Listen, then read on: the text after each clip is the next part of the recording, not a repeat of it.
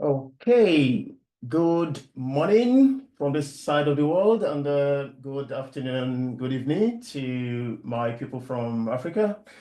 And as usual, this is the Disciplined Agile Meetup, and thank you for joining us nice and early. Today, I will invite Adebowale Shogosoya. This is one of my amazing support group, doing a lot of things behind the scene to lead us in terms of the introduction and talk a little bit about who we are.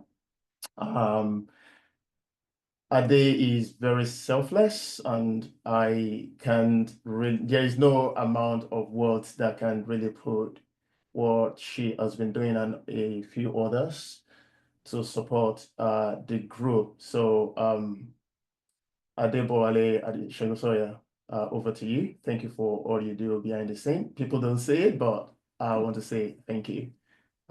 Please go ahead. Thank you so much, Kate. And you have an amazing team, especially um, the advertising team. They're great. We know ourselves, right?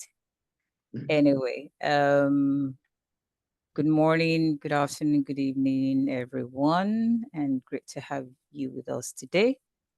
So, I guess while we still wait for more people to join, um, well, you can always chat in the chat box and tell us where you're joining us from so that we know, how far reaching our community is. It's always fun to see new people from new places. So, before we dive in, quick housekeeping, right? Just a few things to keep in mind as we get started. First, of course, is to keep your mic muted and unless invited to speak um, before you do so. You can always use the chat anytime to share your thoughts or or ask questions. So the session will be recorded and this will be sent to all. And you can always make use of the raise hand feature down below for that.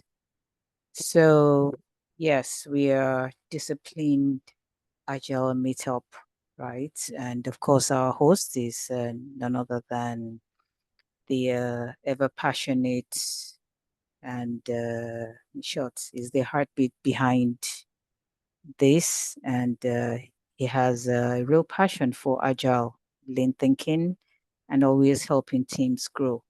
Uh, he's Peter Motoshaw of Pet Lauren Consulting. So it brings about, it brings on energy, insights, and of course, humor as well. So a little bit about Adam, as we call it, which is the Africa Disciplined Agile Meetup. So it's actually brought to you by PMI and the authorized training partner 2025, which is Pitt Lauren Consulting. That's the website if you want to check them out. So, yes, I see a lot of people in the chat box saying, okay, Pete, we know you're from Australia, right? Oh, nice. From Connecticut, US, uh, from Lagos. Jeremy from Lagos as well. Nice to have you all. So, our objective, right? Of course, we start with the why. So, about the group, we are a dynamic community dedicated to championing the true value of project management, lean and agile practices. Because our mission is to always support individuals and organizations across Africa who are passionate about advancing their capabilities in agile and lean framework. We are very committed to ongoing knowledge transfer in project management, Scrum, Lean, Kanban, SAFe, Lean Startup, and other lean agile life cycles and practices.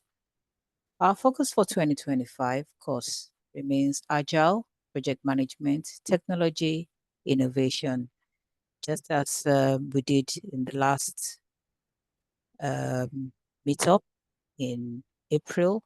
It was on a tech and innovation topic. So yes, I still see people from Houston, Texas,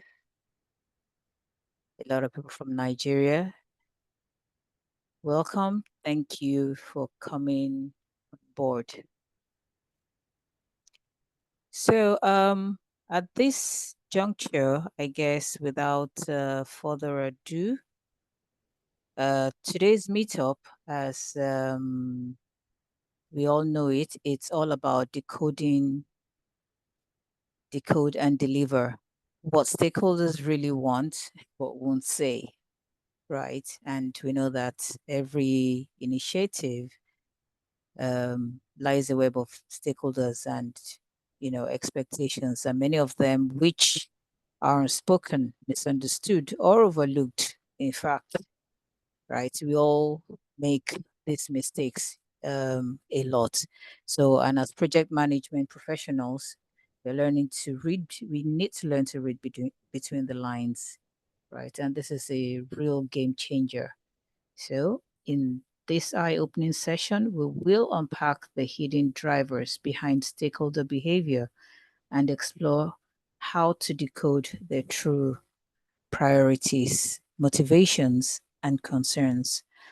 So, without further ado, sit back and take notes and enjoy the ride. Over to you, Pete. All right, thank you so much for this very great introduction. You did it better.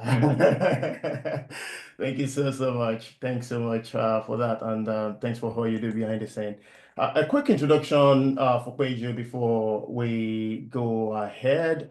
Kweju is someone that I respect so much. She is an organization transformation consultant with over 20 years of experience in organizational design, development, talent management, HR, and so on and so forth, especially project management and change management. I'll call that out because that's all about what we do here.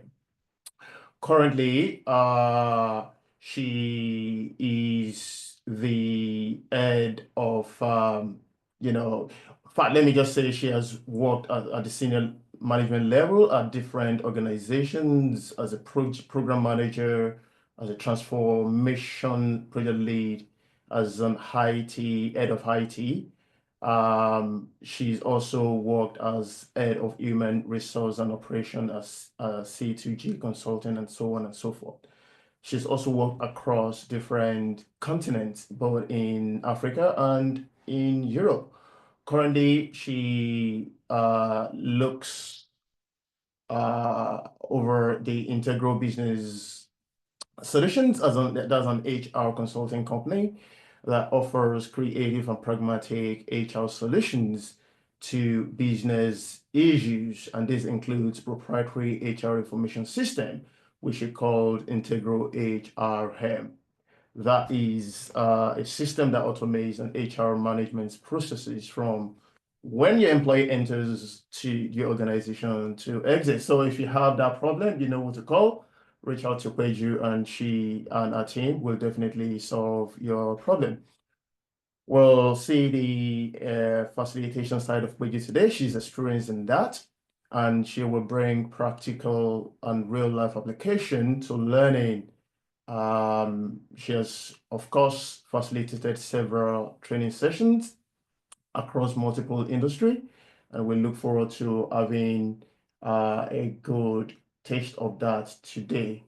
Let me also mention that she is a PMP certified professional, which is a PMP.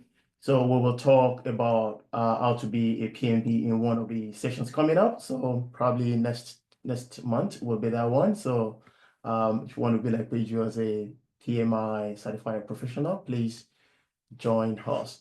Without further ado, I know our time is fast spent. I will stop sharing so that Peju can can bring this to us.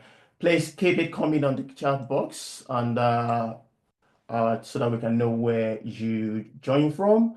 If you have any question, don't hesitate to put it on the chat. I'll be, monitoring, and the amazing team will also be monitoring the chat so that we can answer all your questions.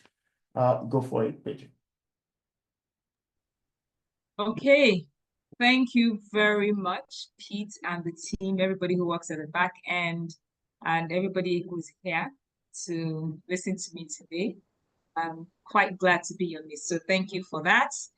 Good evening. I live in Lagos, Nigeria. So for me, it is good evening and good day to you wherever else you are.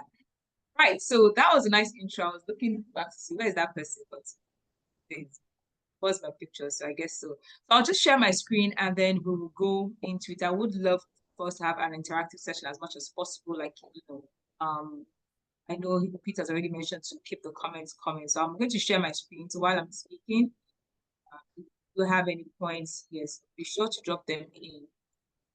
Let me just, that I am sharing my screen now. So it's showing, okay, fine. So I hear that. Right. So this is where we are. Decode and deliver. What stakeholder really wants, but they won't say. I don't know. Anybody being in that situation? Show of hands. Anybody ever been in a situation where they've had a stakeholder that says something but actually wants something else, and you find out further down the line? So let me know I'm in the right. Let me know I'm in the right group. Okay.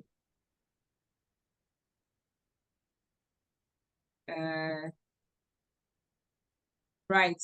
So today we'll be going over this, understanding stakeholders and really why they may not always say what they mean. We'll talk about some tools to actually decode hidden needs, because the whole essence of this is all decode and deliver, right? And then essentially, how does this matter to us as project management professionals? Why is it important? Whether I understand what a stakeholder needs or not. And then hopefully, well, if you have some time, we'll maybe we'll ask a few questions. I will also ask a few questions just to see how we're tracking, but we'll see how that goes with regards to time. I thought this is an interesting way to start. So I think we should be familiar with McKinsey if we're not there, if not the largest, certainly one of the largest consulting firms globally. And this quote by one of their partners that says that laying the foundation for all the stakeholders is key. You can't build trust when crisis happens. Build trust before the crisis happens. It's just like the saying that goes, you don't prepare for war in the time of war. You prepare for war in the time of peace. I was talking to a friend of mine. Yes, I was telling somebody, okay, yes, I think somebody saw the flyer and posted it on the group for people to join. I said, and he asked what it was about. And I said, oh, I'll be sharing some of my war stories. And then he said, oh, hopefully peace stories. I'm like, if I a project management professional, surely you have some war stories. It would be very unusual. In fact, I remember early on in my career, we had a room called the war room. Literally in the office, it was literally called the war room, because there we would go to, battle things out. So yes, building the trust when it comes to stakeholders actually talks that it should happen before the crisis and not after. But let's start with this question. Who is actually my stakeholder? So who is my stakeholder? I'd like to get, I'd like to see some comments in the chat. Unfortunately, I don't think I can do this and read the comments at the same time, but I'm going to see some responses. But please go ahead and just type in. So who is actually my stakeholder? So who's my stakeholder, right? Basically anyone who has an interest in or is affected by project, a position, or the overall outcome of an organization. So anyone who has an interest in or is affected by what I'm doing, what I'm projecting, what I'm selling, what I'm delivering. If you raise your hand, do you want me to stop? Yeah, if you need me to read anything out on the chat box, I'm happy to do that. And we've got a couple of people that can also do that for you. So okay, just let us. All right. Okay, that's fine. Yes, I probably will need you to read now, and I do hope that people will do comments. I'm going to just ask some general questions and like to just get our responses. So let's see. We're talking about who is my stakeholder. So let's give a couple of scenarios. A dad, you're a dad, a father, trying to take a decision on where to live. So you need to move your family and where to live. So who are your stakeholders? So let's see the comments. Who will be your stakeholders? And please, I'd like you to just read out the responses, what people are saying, because I can't see. All right, so it's starting coming. Your family, your Bill said that, and I did say the manager, my wife, of course. So Wise man. This is your wife, Patrick, your family, staff, teachers for the kids. Oh, that's interesting. Teachers for the kids, that's true. Okay. All right. Interesting. Yo, I see. There must be a lot of very wise men in this group. Your wife. I can see your wife. Okay. I can see the chats now. Yeah. Your wife. Okay, beautiful. Okay. Neighbors, the children, even your intended neighbors, interest, in-laws. Auntie, do you have a story to tell us about that? In-laws, school staff. So excellent, great. I like the comments coming through. All right, scenario number 2. You're a project manager on a high-profile government project. So just think of any government projects. Who are your stakeholders?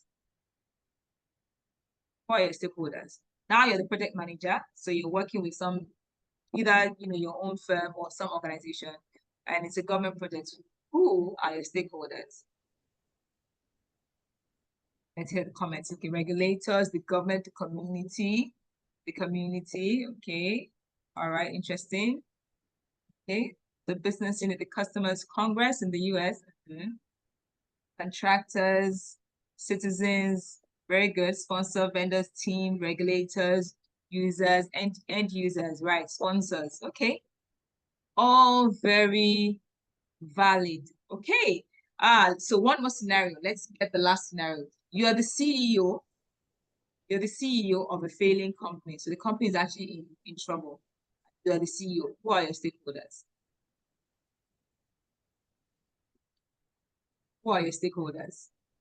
This time you're the CEO, you're the person in charge. Staff, the board and the employees. Okay, good. All right. Okay. Excellent. Right.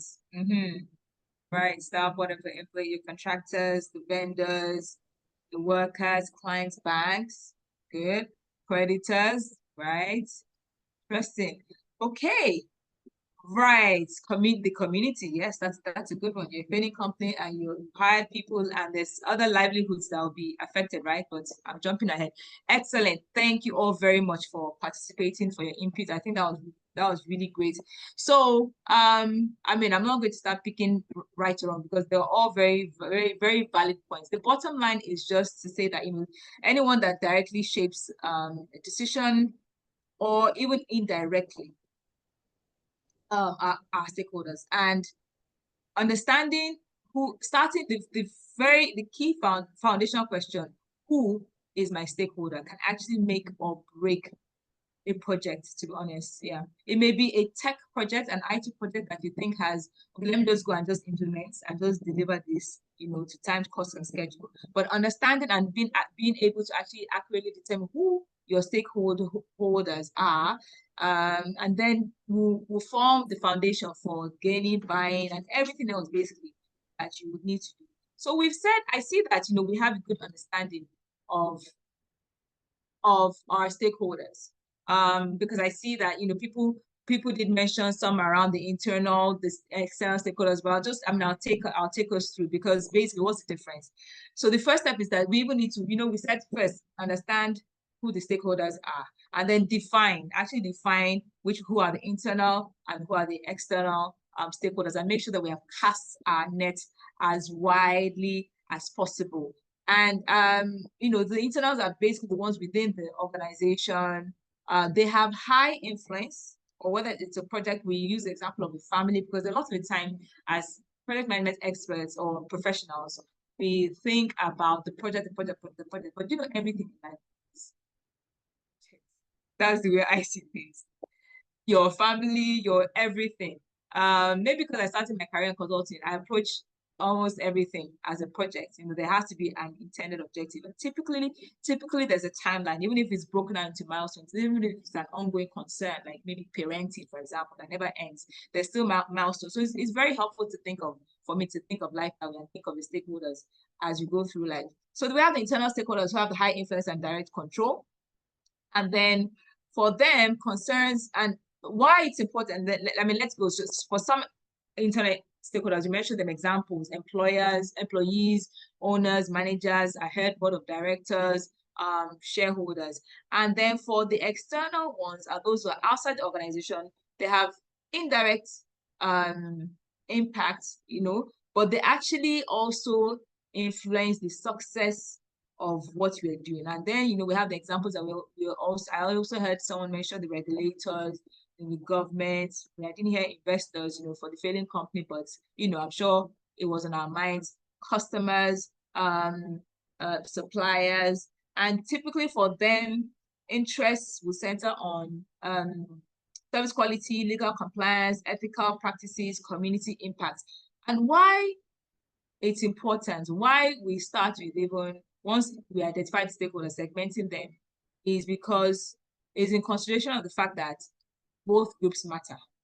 Both groups matter, but both groups are different and need to be managed differently. So you cannot use the one size fits all for, say, who are my stakeholders? Then I mentioned my employees' families. A lot of the time, we don't go as far as actually thinking of my employees' families. My employees, am I still here? I seem to be frozen.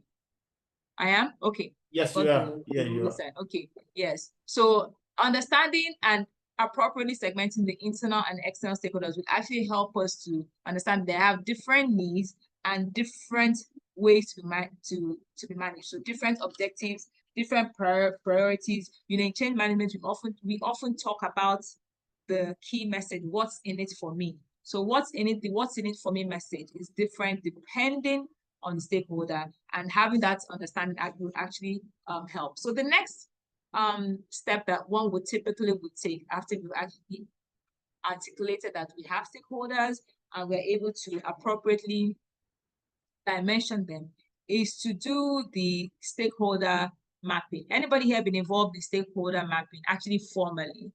Because I think many times, many of us just do it informally because, you know, maybe your experience, you've done this many times, we tend to go in. But anybody actually done this formula, it would be great to have a show of hands.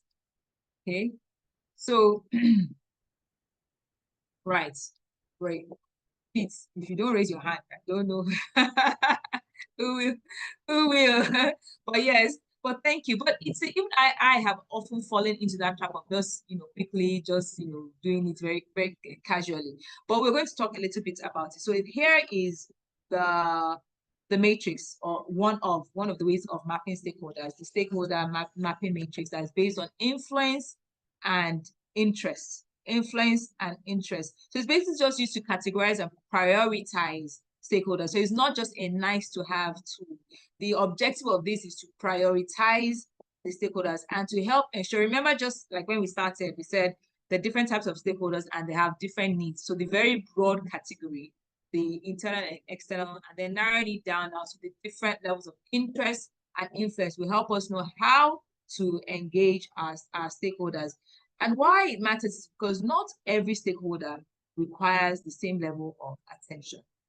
So I'm not going to give the same level of attention to my employees, family members, for example, as I would to my investors. So if I was the CEO of the failing company, while both groups are my stakeholders, I would not give the same level of attention. So if I were to just group them all together and say, okay, these are my stakeholders, and therefore the said stakeholder engagement is stakeholder management is important, this is what I need to do, then you would find that you're burning a lot of energy, perhaps in the wrong direction. So that's why this matters, because not all of them require the same level of attention, and mapping helps to actually focus the efforts on those who can have the most impact, So levels of interest, you know, and then levels of influence. Influence is the same as power. The influence are basically just the power to affect the decisions and the outcomes, while the interest is really just how much they actually care about the outcome. So you have the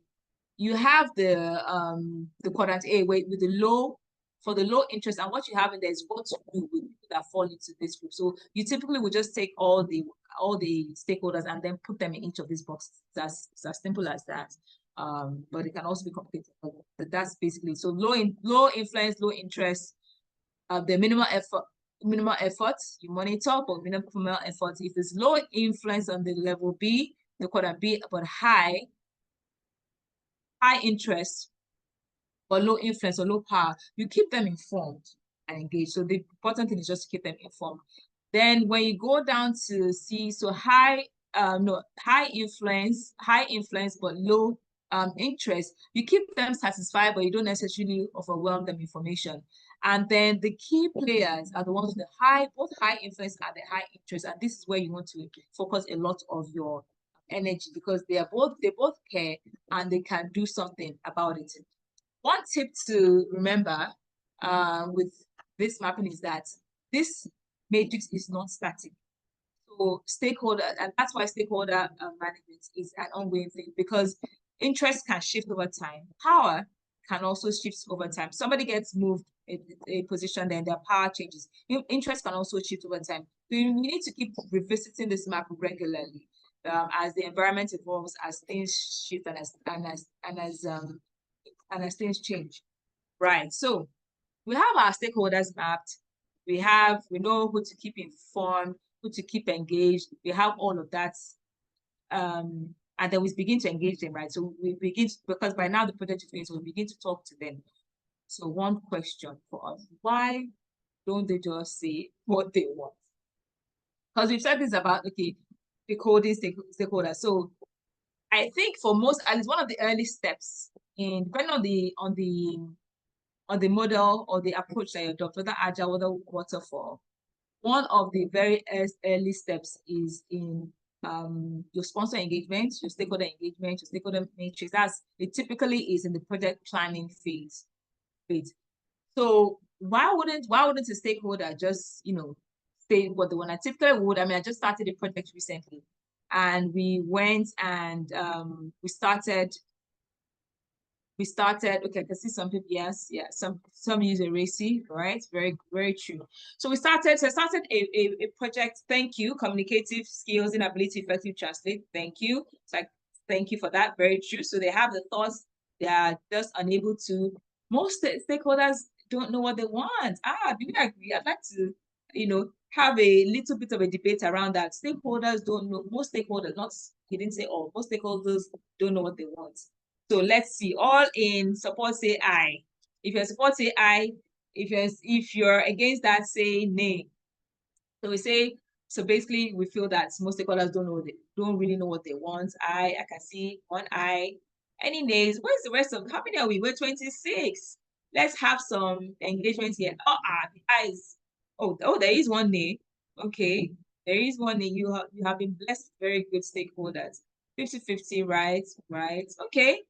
So yes, we know it's a generalistic statement, but saying most stakeholders don't know what they want. Maybe not. But then that's why part of this session, right? It is about actually decoding. Is it that they don't know what they want, or are they just not saying it? Because that's the thing. Do they really not know what they want? Or is it these that we have here on the board? So they know what they want, perhaps, but fear of being judged, fear of judgment, or even a political risk. So, and I don't say that statement, they don't know what they want, whether it's right or wrong, because I've also held that view at varying times. But the objective of this is to probe and to really question that, because a lot of the time, when I say a lot of the time, these are things that I've lived as a project manager. A lot of time we go in, they don't really know what they want. They wrote something. Sometimes even there's an RFP, they wrote something, and then you go in and you're like, why didn't they say, okay, I have this project right now. It's a government project, Nigerian government project. I think it was a Nigerian. So when I say Nigerian government project, automatically understand. So it was so they started the project, come back to competency assessments and whatnot. And then we had one of the very early meetings, stakeholder engagement meetings. And what they wanted versus what they wrote were like two completely different things. However, I won't necessarily say it was because they didn't know in the beginning. Yeah. But what I say is it was because I think in that particular case it was just because maybe because it was government, the user department versus procurement, so there was some misalignment here. But here are some of those. And if you have other reasons of why won't they just say what they want, please let's also share. So one of them is that sometimes they actually genuinely do not know what they want. And a very common one that I've seen in that is when organizations say they want change management or they want culture change, especially leaders, not realizing that if you are the leader in that organization, culture largely revolves around you and your other leaders. So sometimes that's it. So some of them fear of being judged. So they know what they want, but they don't really want to say it as it is. So fear of being judged, especially when the outcomes, what they want, conflict with organizational norms or established guidelines. So there's that fear of being judged, or there's political risk. There is, vague or evolving priorities like this one that I mentioned. This government agency was more of that. It's unclear. They didn't really fully define it. Although when they had people ask them questions, they were able to clearly articulate. They saw some words that sounded nice and they just went on about it. Okay. Priorities may shift, the organizational culture and power dynamics as well. So if it's depending on the organization, if it's very hierarchical, people just may not voice what it is that they really need. So a lot of the time, this critical is whether it's because they don't know or they don't want to say. The important thing for us to know is that a lot of the time these needs are actually unvoiced, and we as project management professionals need to coax it out, coerce it out, pray it out, whatever it is out of them, so that we can succeed. So why does it matter to us? I mean, that's what we have on the next slide. But I'd also, again, I'd like to hear comments, because I know everybody here has some experience from somewhere or the other. So why should this matter to us? After all, you have a project brief, you have a project charter, probably. Why do we need to go to the extra trouble of trying to uncover what they want or trying to decode? Because decode, it sounds like work, but what do we think? So let's have some comments. So before we move on to the next slide, let's have some comments. Why does it matter? Why does it matter to us? What are some of the, are there any consequences? I have a project already. I've probably been paid my mobilization fee. So I can just go ahead and deliver, right? Any thoughts around that? Let me see what they're saying. Okay, so some may be convinced. Okay, all right, thank you. I'm reading the past comments. Some may be convinced they know what they want. Yeah, focus on a positive solution. Exactly, instead of describing the real need. Accountability, fear of failure, lack of a safe environment. Very, very true. Okay, very true. All right. Okay, let's talk about reality changes as execution occurs. Okay, so now why don't they say, I hear to ensure you satisfy the custom? Okay, to ensure you satisfy. Any other thoughts around that? Why is it important to us? Why do we need to go to this trouble? I'm delivering a technology project. Why don't I just go ahead and deliver? Okay, we'll go ahead and speak. It matters to us as project managers. This is not just a nice to have trying to make friends. To ensure you satisfy the customer, very true. This is not just because we're trying to make friends. Delays. Ever had a stakeholder that just refused to sign? In fact, I'm on one. I don't know who picked this up. Was it you or me? Because I'm one thing. I'm on one right now. Just sign this thing. And it's just, like it's a hidden agenda. He's trying to speak to the board, not quite sure how to project it. Since December, we have been on the issue of an org structure. This is an org structure. So I literally am in the middle of one of these. And for me, as a project manager, my cost, the time. So of course I had to let go of the team. Let the team to other resources, because I couldn't hold on to the team. And what does that mean for me? Anytime there's any rework to be done, they have a new brain run, I want something, I have to do it myself because I don't have a team again, to back me up. So delays, budget overruns. So of course, for me, being able to decode it to the extent to the last would have been great, because project delays Project overruns, there may also be risk of project failure, very true. Yes, because that's what happens when you have delays and project failure. Those are some of the things. Delay is underrated. Okay, maybe you can explain. I'm not quite sure what you're trying to say in that regard. Okay, so we have loss of trust as well. So with your clients, and you know that with the nature of our work, your reputation is everything. Your reputation, because there are, quite frankly, several people that can do what you do, quite frankly. So reputation with referrals are so important. So there's lots of trust, missed opportunities. So delays, loss of trust, stakeholders may just feel unheard or dismissed. Like this government engagement I'm speaking about, the project was awarded by the DG, who is the head of the organization, right? But then we had to work with the director and some other, other people in the organization, not at the DG level. Initially, one of the parties was saying, look, we have the DGs back in, let's just go and do this.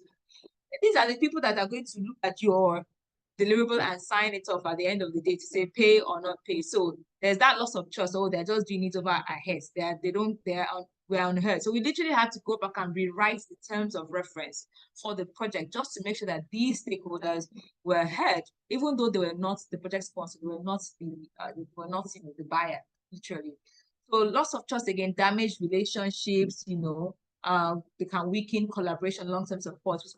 We say here missed opportunities. So missed opportunities, failure to understand the real needs, so can block innovation, and then reputational harm. That's one of the first things I said about in our business. Reputation is everything. So those who have been in this for quite some time will tell us. So essentially, it's not just about communication. Reading stakeholders properly is not just about communication. It's not just about making friends. It's not just about looking good or eye service. Yes, for those of us in this part of the world, but eye service, that's really not. It's strategic, and we have to understand that that's what is that. Understand a wrong stakeholder management, because they're not understood, can actually literally ground the project. Your project can be stalled for 1 year because of a stakeholder that somewhere along the line something went, and it's not necessarily our fault as project management professionals, but it's just for us to be aware of it so that we can move. Okay, I'm gonna be running a bit faster now, I think, because of the time. All right. Decoding hidden needs.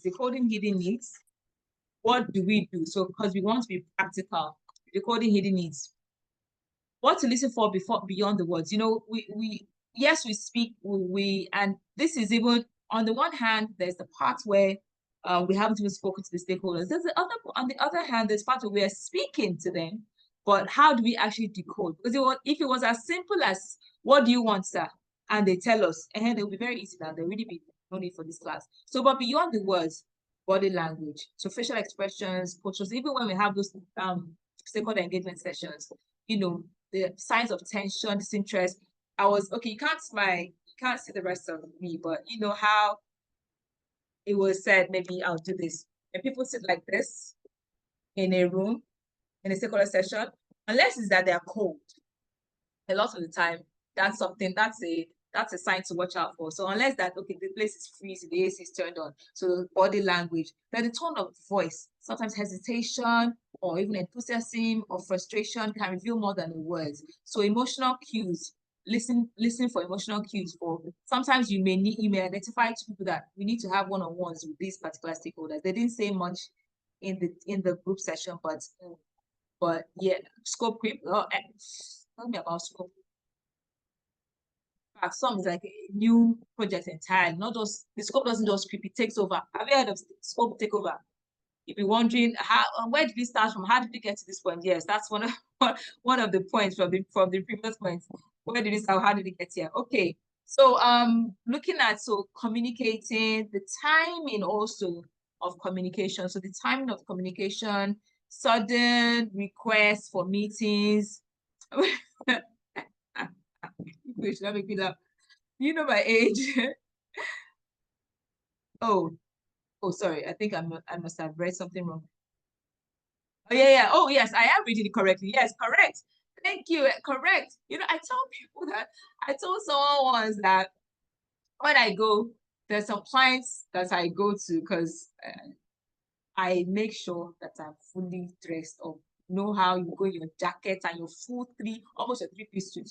And they'll not respect you first of all before they start with anything. So yeah, so this one will come and tell us what to do. Exactly. I know, right? So behavior patterns, so the timing as well. So sudden requests or shifting priorities, suddenly they start deferring meetings or things like that, we need to observe that. Then behavior, like you said, observing behavior.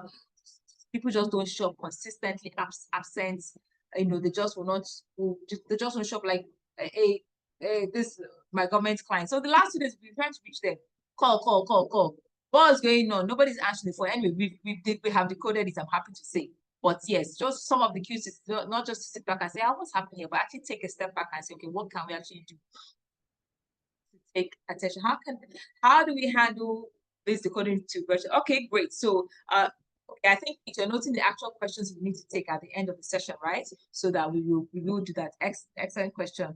When the people are not in the room. So how do we actually do that? Again, why does it matter? It's because these cues help us to uncover the true intentions and concern. And then also when you take the time to, so maybe that person that was like this in the meeting and didn't say anything, or you take the time to actually seek them out, your trust level just goes from here to here. Sometimes just little things, can just build your trust level, and then they'll open up, allow for openness and ask questions. And okay, it will then open you up to what they can have to offer. But there are actually tools for what you just said, for uncovering hidden needs. So, like we said, it's strategic. This is not just we're having a conversation. I just want you to like it because I'm on this project together. So there are actually tools, and we have the links in there. So please maybe put it in the chat box so we can share it later. These are tools that you can use. They're free tools. They're also more advanced tools. But things around, empathy mapping. So there are actually tools where you actually can actually map out what the individuals may be thinking. And then there's also something called the stakeholder personas. It's just like if any of us has ever had to create a customer persona, it's similar to a stakeholder persona where you try to categorize, okay, this person is loud, obtrusive, they generally make a lot of noise, but underneath they're friendly. So what do they need? So having the certain personas and taking time to craft those personas, it's and putting individuals in different buckets of this is this person's persona, this is this other person's persona. And then there's the journey mapping. There's the journey mapping, which is also, this is a lot of time done in customer experience. And for those of us that do technology projects, UI, UX design, in mapping the customer journey at every point or the stakeholder journey now at every point in the project, and determining their needs. Okay, at this point, this is what they will need, or each of the touch points where we as project managers will interact with our stakeholders and determining their needs along the line. And the last one, you can say I put in bold. Never underestimate your instincts. Just your instinct that something is wrong here, something is a bit off here. Don't underestimate the cost. No, these templates are without cost. You can actually go on that. Typically the ask you to do is just put your email address so that they can continue to send you marketing material, which is not a crime. You can always unsubscribe anytime. So they're not, but at least it will give you an insight, and you can use them. So your instincts. So never underestimate your instincts. A lot of the time, if you think there's something wrong, a lot of the time there most likely is. So it may not, eventually it may not, but at least you would have satisfied that there is or there is. But a lot of the time there is, especially because your experience, you've been doing this for some time. So your gut instinct is very, very key. Right. My slide. So I'm covering the truth. So again, so now these are just again some approaches to asking questions. So a lot of questions. And these, I can just put it in there. Work for either physical or virtual teams as well. So asking questions, the open-ended questions. So what, the what, the how, so that they're not answering yes or no. They can actually answer. They can actually questions that will enable people, the respondent, to expatiate. So how did this happen? Where? Why? So those are the open-ended questions. And one of the 5 whys. The 5 whys help you you keep asking why until you get to the root problem. Okay, I want a new org structure. Why? Okay, because I'm not sure whether people are in the right places. Okay, why? Okay, because over the last 5 years or 2 years, our performance just hasn't been. You just keep asking why until you believe that you've got to the root cause. And this is why we as consultants, project management professionals, a lot of the time say stakeholders don't know what they want. Because by the time you get to the last why, you are so far from what the initial request was. You are wondering, how does this even match, with what is so asking the final whys. And then there's also the third approach, which is, tell me why, explain why, describe why. So these ones are just, they're not even tools. They're just different approach asking these questions. All right. We have we're going to talk about the different stakeholder archetypes. The different stakeholder archetypes, which we have the advocates. We have We have the advocates. And I think, again, show of hands if you have experienced any of this. You can just type in there if you have experienced any of these. The other advocates, the person who is just on your project, is on your case for some reason, he's actively supporting and even promoting the project. They tend to help build momentum. And again, the reason why we do this is because there is a way to manage each of these. Identify them right, identify them early on, and it will make a huge difference. So the advocate is the one where even when you make a mistake on your project, they are saying, no, it can't be, let's go check out, let's give them another chance or something like that. Those are the advocates. So for these kind of people, you want to engage them early and then keep them informed so that, they actually continue to support. Because remember, we said from the beginning that priorities change, levels of influence change, interest change. So your advocate today, if not properly managed, can very quickly become a silent skeptic tomorrow. And you're supposed to silent skeptic. They just watch. Let's, sit down, look. Let's wait and see, what will happen. They have concerns, but they don't necessarily voice them out. And then the resistance, they don't vocalize the resistance, but they can actually undermine progress. So for this group, when you do identify them properly, it's important to build trust, because again, your silent skeptic today, when you have won them over, can become the most vocal advocates. So create spaces where they can actually speak. These are the people that you want to reach out to individually. They may never speak in the open office, but these are people that you actually want to reach out to individually and let them get heard. So there's the hidden influencer. That's the one, he may not have. Who has ever heard that? Who has ever heard this saying that if you want the orgas, maybe not even PA. Well, let's say PA, the orgas PA or the gateman is like, next to knowing the organ himself, is the most important person you need to know in an organization. So that person who's actually, they may not have formal authority or visible role, but they have significant influence, over decisions. It may be a lowly role, it may even be a board member, but they actually have significant influence. And for these ones, we need to gain their buy-in. So because we know that they influence outcomes, then buy-in is important. And anybody ever come across a passive resistance? This is the group that you pray against. They're acting, they're resisting, but they may not necessarily quietly undermining the project. And the project team, but quietly undermining, resisting in every way. So yeah, may we never meet this group. But the truth is that they are there, but it's also not the end of the world where they are there, because you may not be able to affect it. But understand, detecting the influence early on, and actually also sometimes you just need to get the person off the team. Really, sometimes you just need to sequester them and make sure that they are unable to impact, because you will never win them over. It's also important to just realize that for some people, they will never actually be won over, and we need to know what to do. Yeah, very common, exactly. Passive resistor. Okay. I was going to do a quiz, but because of the time, let me just skip that and then go on to the end so that we can have time to take some questions. And besides, we've been engaging as we go along, so that's really good. So please, let's keep that up. Thank you. All right.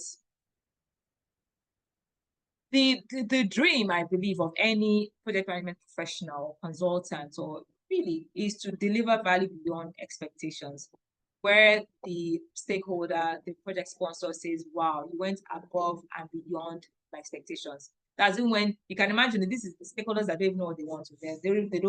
They don't voice their expectations. But really, I think it's safe to say any one of us here want to actually deliver beyond the expectations. But how can you deliver beyond expectations if we haven't appropriately captured those expectations?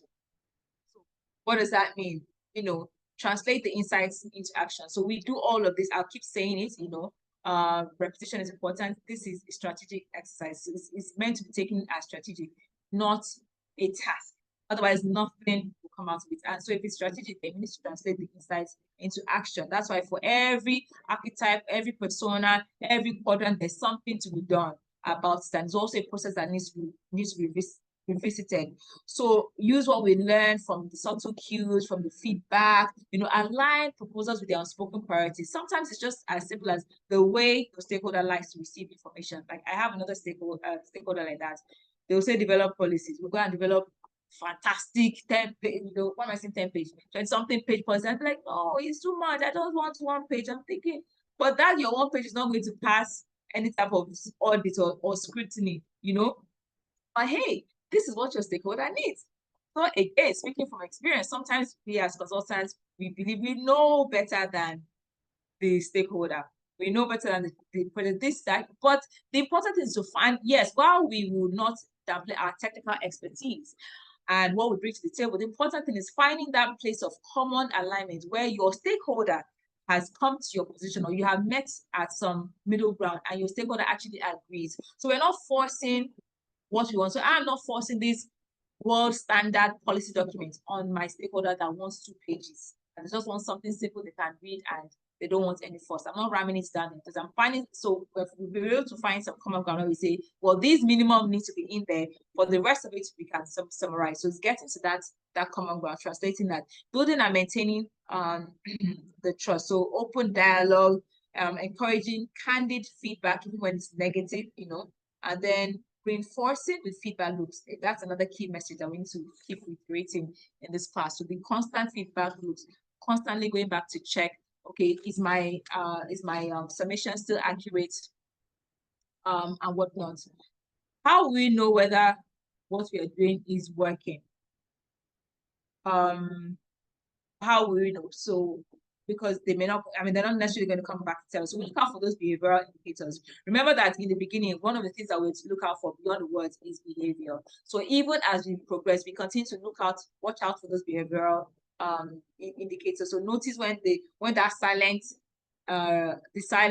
skeptic begins to now volunteer ideas, attend more meetings, contribute to discussions. Okay, look at the last 3 things you do. What last 3 actions did I take that got us to this point? When they begin to give you feedback, what happened, what changed, So when there's more proactive input and involvement, there's more positive and informal feedback, and there's also quantitative metrics. So these are the qualitative behavioral indicators. There's also the quantitative metrics around stakeholder satisfaction. So if you had it, and it's always, it's good to have a baseline. So early on, and also early on to, when you're asking them what will success look like for you as a stakeholder at the end of this project. And also always, if you're going to ask that question, remember to dimension it, not success at the end of 2 years, dimension for this project. If this is a 3-month, 1-year project, you're not going to see the change, maybe the organizational change that you need, within that 1 year or within the 6 months necessarily. But for you,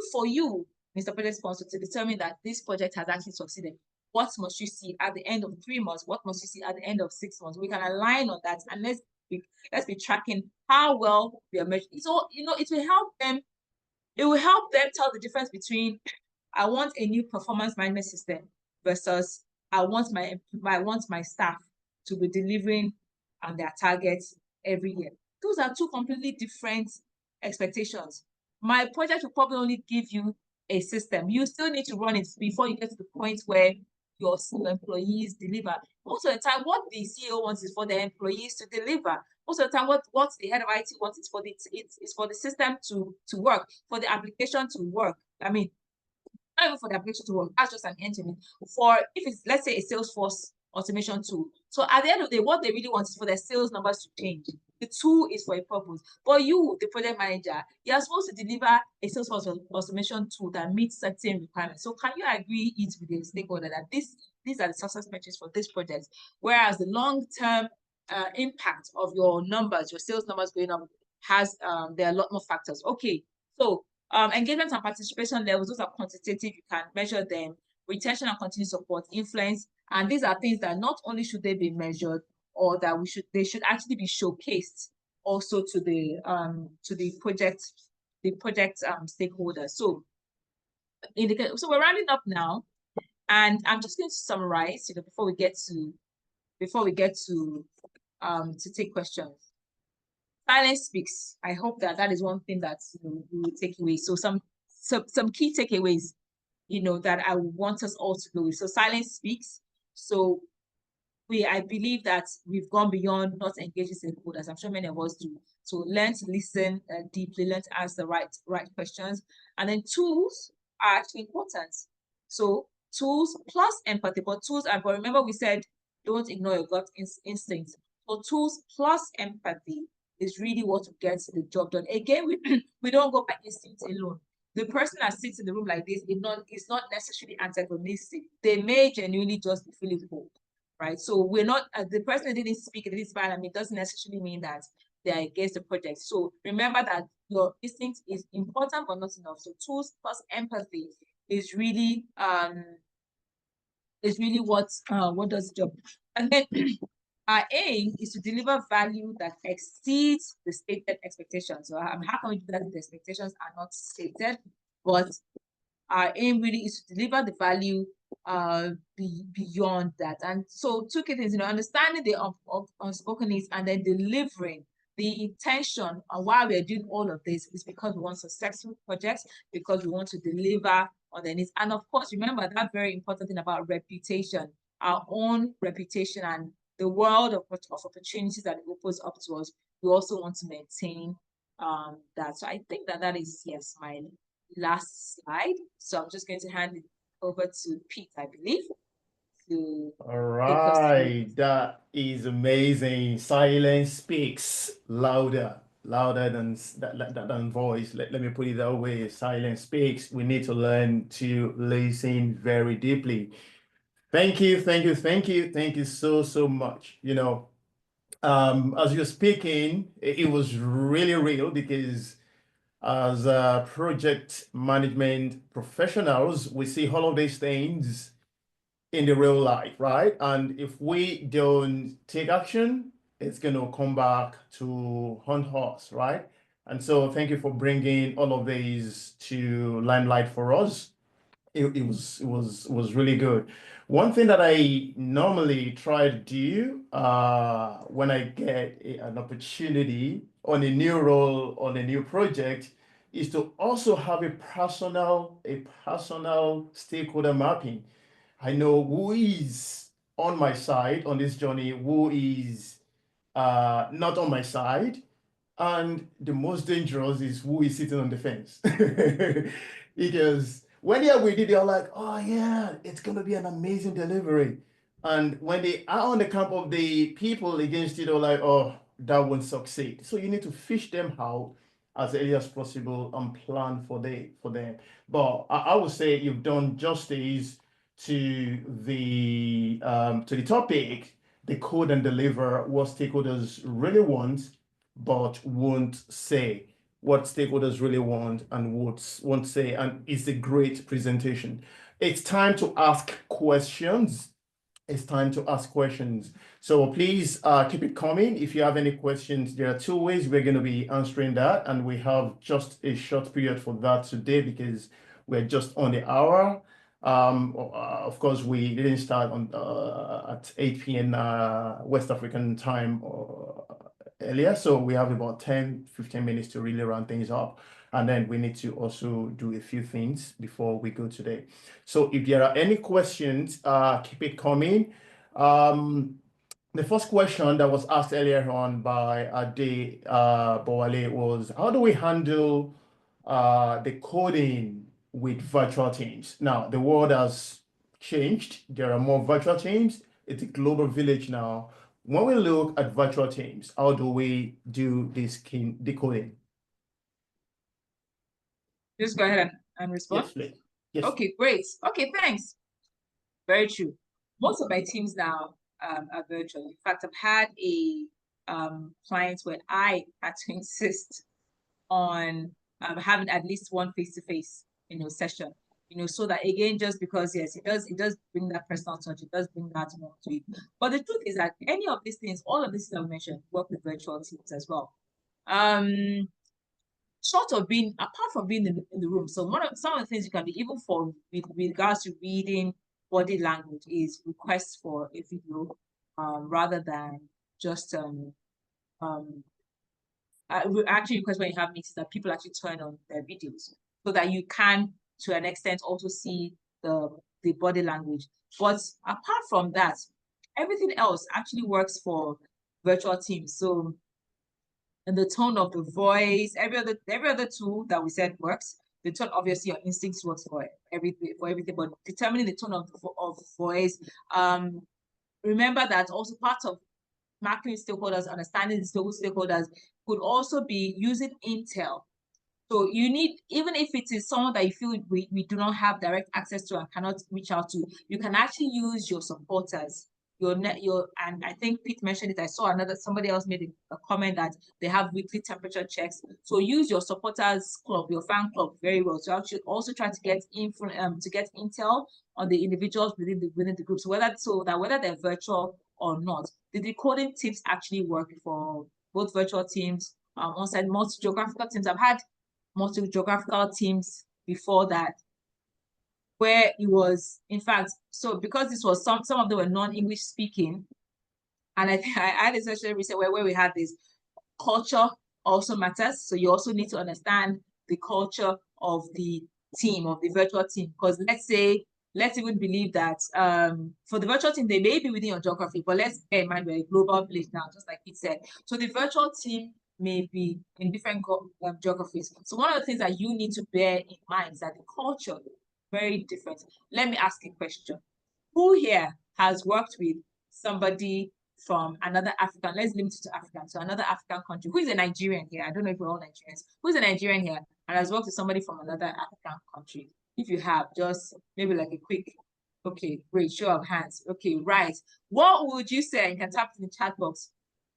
Is that demeanor, like when it comes to, time this thing well, but it's short. What would you say about them? So what do you think? Are they very as fast-paced? Are they as, just maybe a few comments, a few words here, there. When you're on a high-paced project, short deadlines and all of that, and then you are working with people from non-Nigerians, maybe other parts of Africa. I can see South Africa, I can see Accra. I mean, I can say from experience, and also from speaking to a lot of other people up there asking that question. Fine. I'm sure we're all after the same comment. Kenyans, I'm laughing because I have someone that was just complaining recently. Please, any Kenyans of the group, we love Kenya. If you're the Kenyans here, right? So you say that, but let me ask you something. So you say, "Oh, damn slow," but guess what? What do you think they say about Nigerians? These Kenyans that you say are slow, what do you say? Thank you for putting the answer. You've answered it. Thank you. They feel we Nigerians like to shout, and that's the truth. So to you, they're slow. To them, you're too fast. What's the drama? Why are you so aggressive? Are you fighting? Why are you shouting? You're like, no, this is how we talk. So when you're working with virtual teams, and I'm addressing because a lot of the time virtual teams are multicultural, multi-geographical, you have to also bear in mind the culture, and it's your responsibility as a project management professional in the room to use an appropriate tone, to measure the tone and make sure that you are managing that cultural fit properly across the geographies. So, but when it comes to the tools and things, the virtual teams, physical teams, they work. Oh yeah, and I'm glad that you mentioned that. I've worked across cultures, and I can tell you that cultural fitness on the part of the project manager is very, very key. beyond the African space, African continent. Even when you work with Asians, they are quite silent and quiet. However, most of the time they are the backbone of your project. So if you don't pick that up earlier on, you're doing yourself a disservice. If you work for a sponsor who is really, really brief in speech, you need to find a way to get them on board as soon as possible. Regular catch up, just more like what Karen mentioned, temperature check.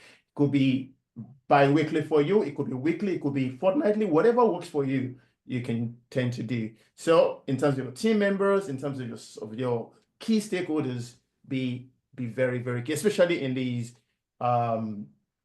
virtual world. Maybe two more questions or three. Let's see. Osborne is asking, how can you tell when a stakeholder is withholding key information or true expectations? How can you tell? Some of the things that we spoke about. So we said body language, right? So how can you tell? Yeah. So one, so the body language, then the tone also. We also spoke about, the behavior. So this individual just don't show up to meetings, like you said, the tone. And then also that your network of supporters is so important. They can actually give you, because some people are just very good actors. So because questions, how can you tell when they're withholding key information? So this is before, yes, probing questions, but for you to also even know that I need to probe deeper, right? Maybe the first meeting, for example, how can I tell? Yeah, when your cues, if you have your cues and you're watching out for those cues, then you say, oh, this is something I need to probe a bit more. Then you can find out that they may, again, we don't assume. They may be positive, it may turn out to be negative. And yes, like Patrick said, those probing questions, then probing a bit deeper to trying to get to the bottom line of what exactly it is that they are withholding from. And that will help.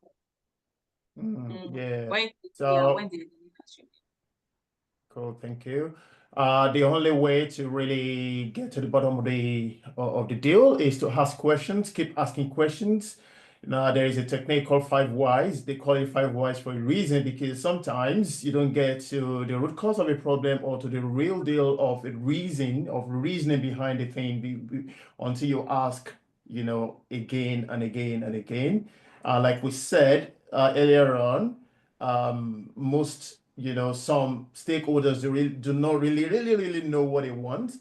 And so until you ask those questions, you won't get to the bottom of the reasoning behind what they need. So ask questions. There is a very, very important question there. Very, very good question. Which is around working with the government. So someone did mention that's Joseph. You said you currently have a project with the Nigerian government. Please, how do you work with politicians or civil servants who are politicians that actually never say what they want? So you don't ever get them on anything. So they are slippery because you don't want to be quoted. However, you need to get what they really want so that you can deliver value at the end of the day. Yeah. Okay. That's a really good question, and yes, it requires the tools. Things and a lot. Okay, so government. So I'll give you the example. I think it's important to be speaking to the right person. And the person and that's where your understanding the power map comes in. So it's important to have a sponsor and to make sure that you have the ear of the sponsor. A lot of the time, they will also try to shield you from the sponsor. You will need to build the trust of the sponsor. Now, if you're an outsider, it's good to actually have an insider who the sponsor trusts that can serve as a liaison and serve as a middleman. So this one that I gave you now. So the DG is the sponsor, but then he's then kind of like given the power to this committee who now wanted like 10 other different things. But we had to work with the special assistant to the DG, and we kept insisting that we need a meeting with the DG so that we can really understand his own expectations. And there's some things we just put on the table that CSA, for example, we know that there's some things that you cannot do. Now they may not entirely open up to you, but when you are also open, then and you allow them to speak. You know, we spoke about one of the techniques. You mentioned one is the 5 why, the other one is the open-ended questions. When you go in there without preconceived notion and you just allow them to speak, a lot of the time you do get a lot more. But having the person that you can trust that will tell you sometimes what the DG has not said, because the DG is being particular, maybe DG, maybe governor, maybe whatever. He's being careful about what he can say or what can I say, I think is very important. So having someone that you can trust that is on your side, you know, and will say what this politician may not want to say in public.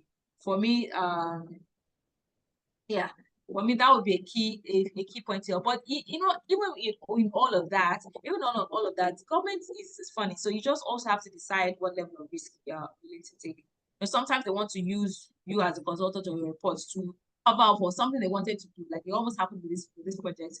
So something they want to do, they now say, well, put your name there. They were like, put your, so that when it goes to National Assembly, they'll say this company. We're like, you people, what exactly is it? We've escaped that, by the way, thankfully. We escaped that. But I think also experience, also reading between the lines we've said, so that you can navigate those mind lines and then determine the level of risk you're willing to take. At the end of the day, you have to know that government, especially Nigerian government, is a dicey game.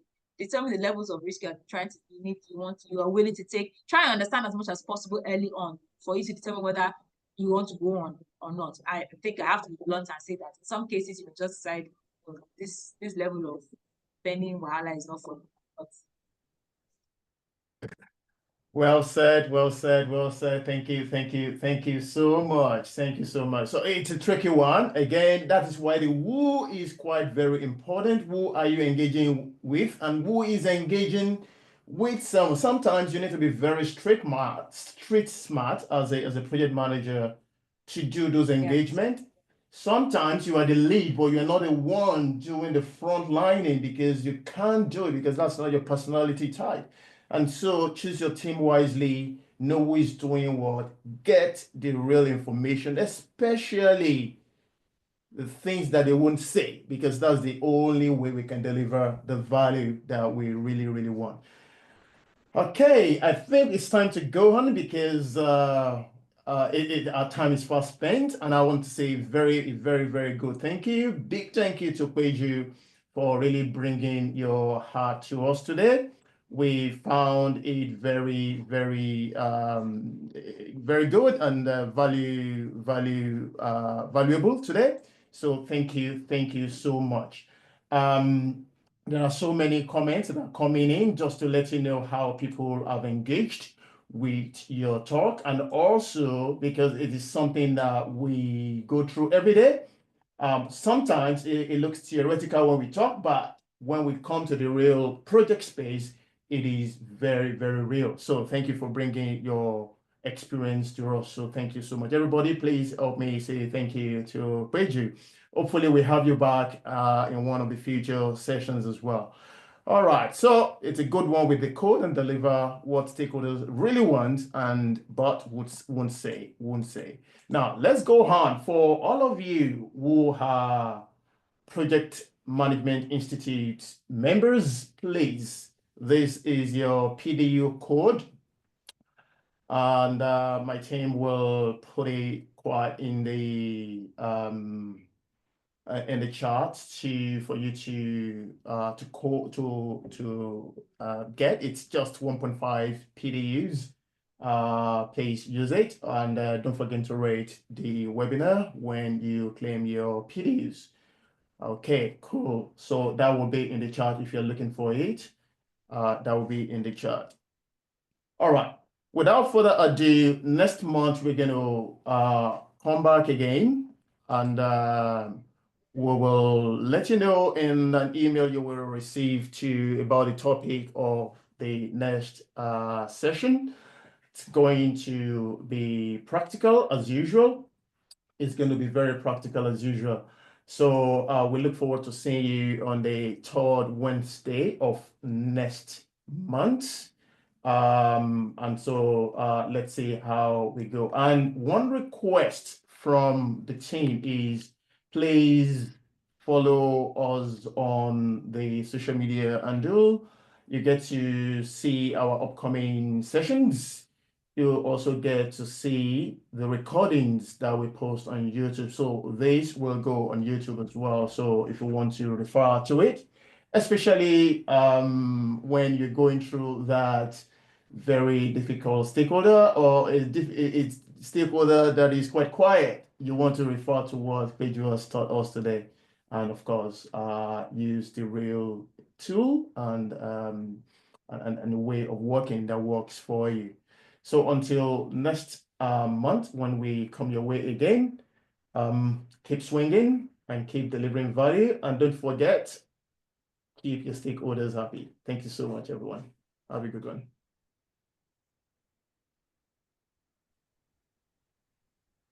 Thank you. Thank you.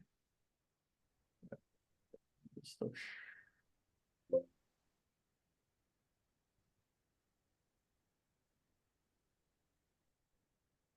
Pam. Hello.